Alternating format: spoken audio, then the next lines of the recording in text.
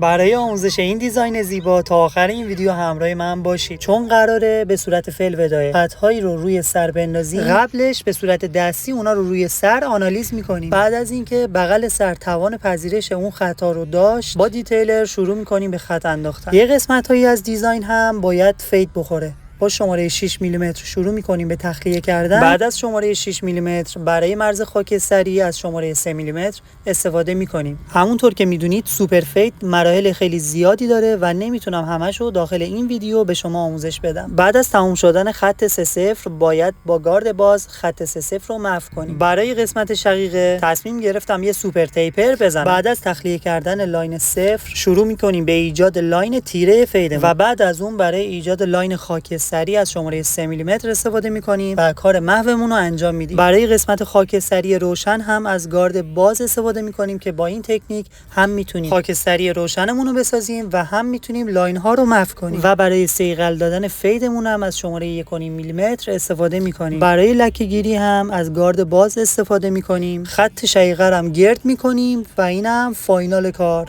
100% مطمئنم این پست به دردتون می‌خوره. حتما سیوش کنید، شیر و کامنت هم یادتون نره. نظراتتون برام خیلی مهمه. تا آموزش‌های بعدی، خدا نگهدار.